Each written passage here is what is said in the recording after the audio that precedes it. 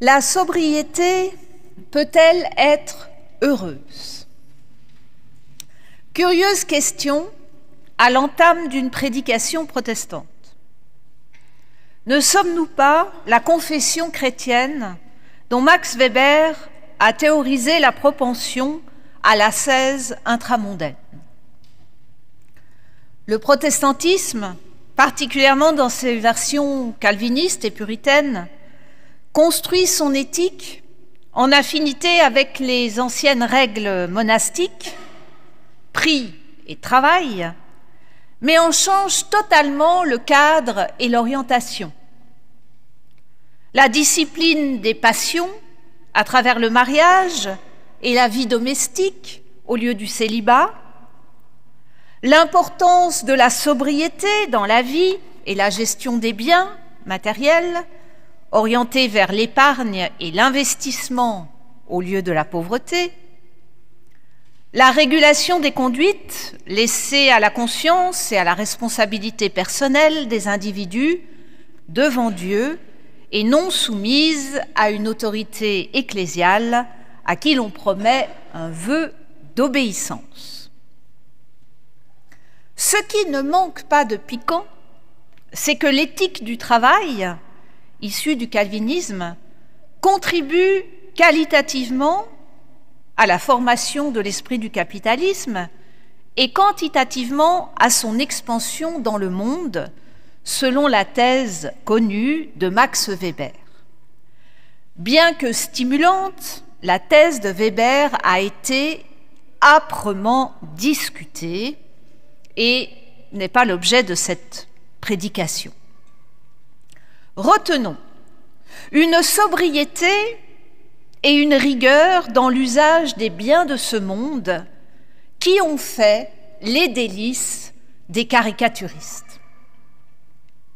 Un dessin du professeur d'Ancien Testament, Albert de Pury, illustrait ce propos. Un pasteur en chair, mais pas du tout bien en chair, joignait ses deux mains d'un air sévère pour déclarer sentencieusement, en résumé, tout est possible tant que cela ne fait pas plaisir. Alors, la sobriété peut-elle être heureuse? Curieuse question tout de même, alors que les espèces vivantes, les ressources naturelles, le climat sont victimes de nos comportements prédateurs et de nos excès de consommation. Même si l'on n'est pas un chantre de la décroissance, il est difficile de ne pas prendre conscience de la nécessité d'un rapport différent au vivant et d'un changement de nos habitudes personnelles comme de nos systèmes de production. Cette notion de sobriété est ancienne. Les philosophes de l'Antiquité la rapprochaient de celle de tempérance pour évoquer la maîtrise des désirs et des plaisirs afin d'assurer un ordre social harmonieux. Les défis environnementaux l'ont remise au goût du jour et des livres tels celui de Pierre Rabhi, Vers la sobriété heureuse, ont contribué à la populariser. L'auteur plaidait pour une modération de nos désirs, une sobriété libératrice et librement consentie, afin de rompre avec un système aliénant dans lequel l'être humain se perdait lui-même en rompant le contact avec la nature. Alors bien sûr, ces préoccupations ne sont pas celles de l'époque de Jésus. Pourtant, hier comme aujourd'hui, le moins est rarement assimilé au mieux.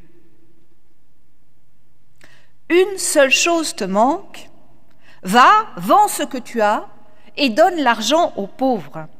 Ainsi, tu auras un trésor dans le ciel.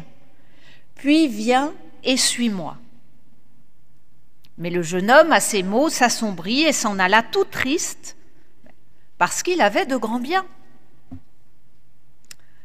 Il semblerait que la sobriété ne soit pas toujours nécessairement heureuse. Mais peut-être m'objecterez-vous qu'il ne s'agit pas là de sobriété au sens d'un usage modéré des choses, mais de radicalité. Tout vendre, tout donner. Jésus exagère, comme souvent. Jésus va jusqu'à dire que ce qui manque à ce jeune homme, c'est l'expérience du manque absolu et celle corollaire, c'est important, du don aux plus démunis. Ce qui te manque, c'est de manquer. Mais qui veut manquer? Et pourquoi donc s'engager dans une telle démarche? Faudrait-il donc renoncer à toute possession pour devenir disciple de Jésus-Christ? C'est un choix possible. Les ascètes, les ordres mendiants, certaines figures importantes du christianisme témoignent de cette attitude radicale. C'est un choix possible, mais pas obligatoire. Le Nouveau Testament souligne l'importance de la collecte et du bénévolat comme moyen pour les croyants de faire l'expérience d'une communauté solidaire et vivant d'un Dieu de grâce qui fonde la générosité de chacun. Notre rapport à l'argent parle de notre relation aux autres et à Dieu. Quel effet produisent sur nous nos possessions, nos richesses? Sont-elles facteurs de liberté, créatrices de relations, ou au contraire, obstacles, enfermement? Certaines puissances exercent sur nous une emprise. L'argent en est une pour cet homme. Il n'est certainement pas le seul. Et ce n'est pas la seule puissance qui exerce une emprise sur lui. Car c'est aussi à un idéal de perfection que Jésus l'invite à renoncer. Cet homme vient vers lui avec empressement et une question intéressante.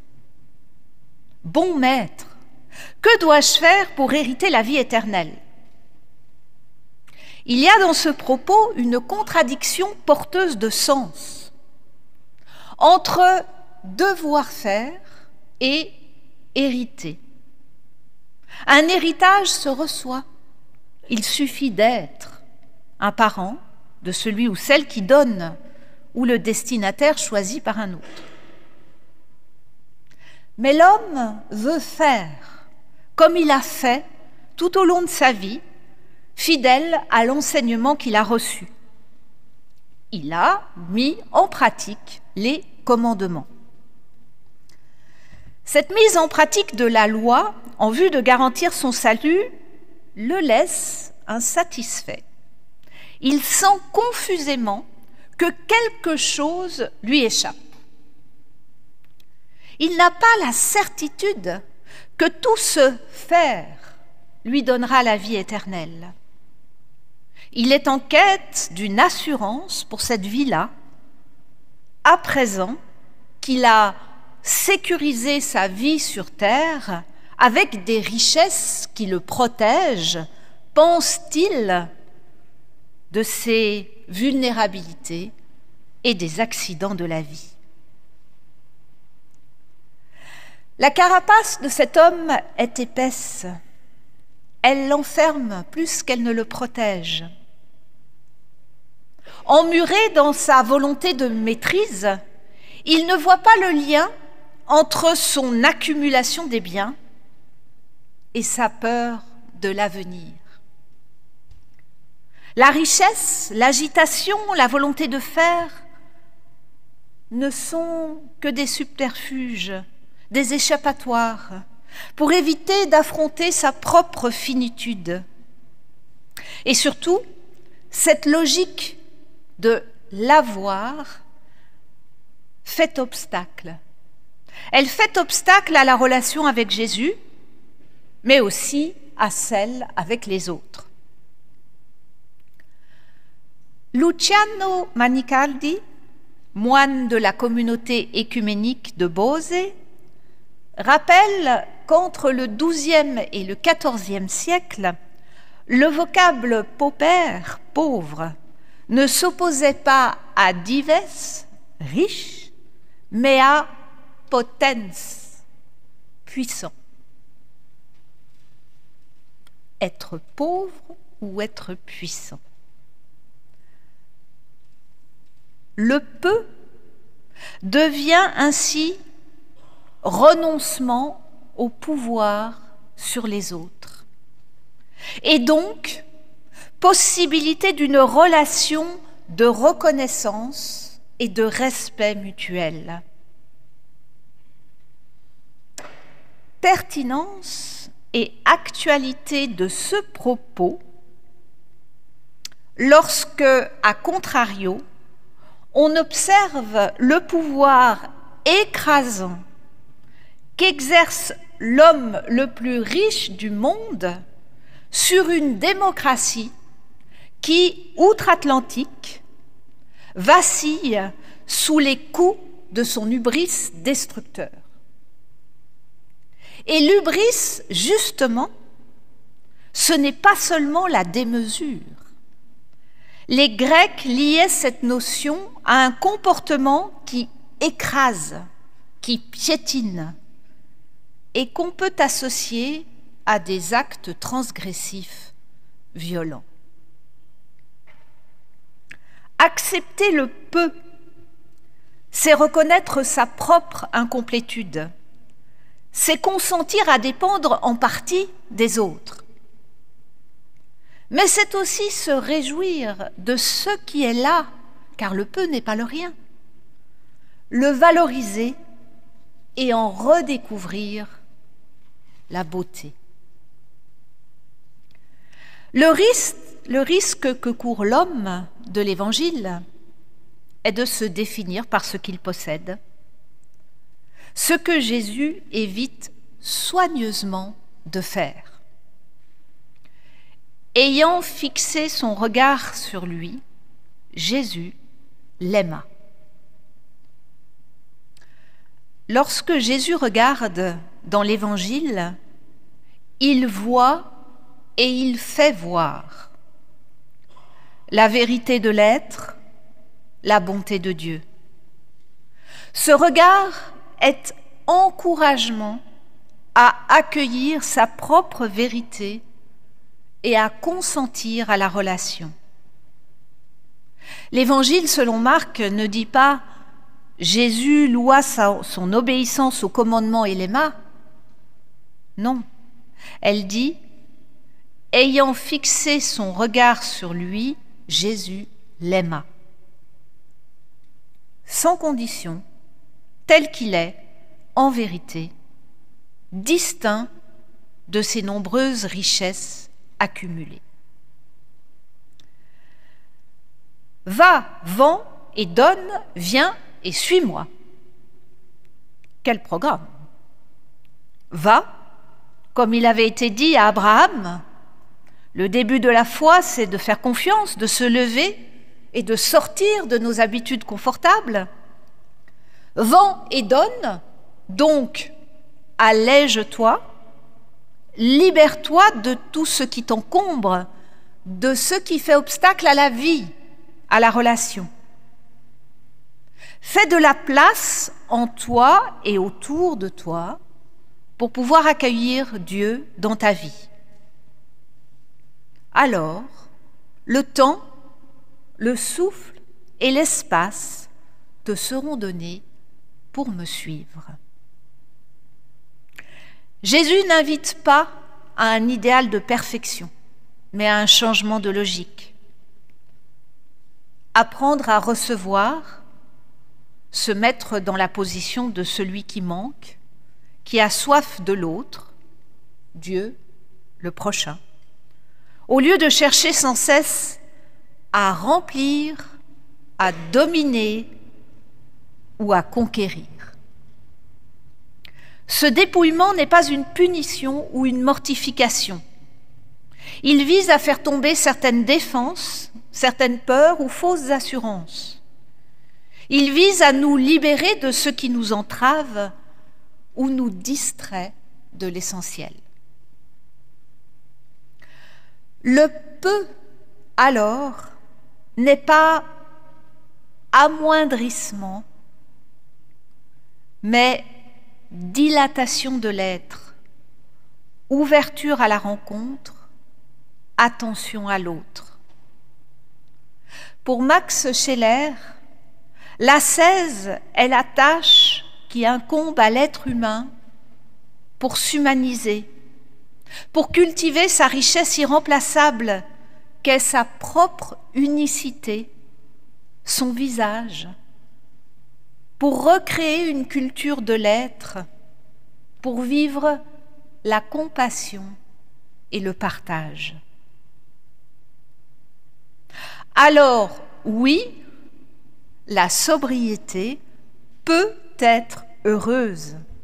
Les récits bibliques sont de ceux qui nous ouvrent à une conception du bonheur différente d'une somme de plaisir ou de biens à consommer. Heureux l'homme qui trouve son plaisir dans l'enseignement de Dieu, la Torah, et la récite jour et nuit, dit le psaume 1. Heureux celui qui a trouvé la sagesse, celui qui obtient l'intelligence, car le gain qu'elle procure est préférable au gain de l'argent, et ce qu'elle rapporte vaut mieux que l'or. Elle est plus précieuse que les coraux, et rien de ce que tu peux désirer n'a sa valeur, nous rappelle le passage du livre des Proverbes, entendu tout à l'heure. Il est important que la sobriété soit heureuse et même joyeuse. Car sinon, elle peut, elle aussi, être un exploit, un idéal de perfection à accomplir, plutôt qu'une ouverture à la relation, une possibilité de lâcher prise et de se décentrer de soi-même. Ce que Jésus offre à l'homme, c'est une véritable rencontre qui lui confère une nouvelle identité. Viens et suis-moi, deviens disciple et témoigne à ton tour de l'appel de Dieu, l'appel du prochain. Témoigne, à ton tour que l'appel de Dieu, l'appel du prochain, sont plus forts que les inquiétudes dont témoignent tes possessions accumulées. L'homme n'est pas encore prêt, comme en témoigne sa tristesse. Il est encore possédé par ce qu'il possède. Mais la fin du récit est ouverte. Quel chemin cet homme fera-t-il ? Nul ne le sait. Mais la parole entendue et reçue est à l'œuvre. Elle est pure, cette parole, pour faire émerger qui nous sommes réellement, à l'image du travail du sculpteur qui ôte du bloc ce qui est de trop pour qu'apparaisse la statue, ce que Michel-Ange appelait la nobilis forma. La sobriété, le peu, n'a pas seulement à faire avec l'essentiel, avec la liberté, avec Dieu et le prochain, mais aussi avec la beauté. En cela, elle rejoint la sagesse, qui est non seulement précieuse, car elle contribue à une vie longue, mais dont les voix sont belles. Ce qui fait dire à sœur Myriam, diaconesse de Reuilly, « Il y a dans la beauté une protestation devant tous les non-sens. La beauté communique une grâce, elle embellit et transfigure l'aujourd'hui. »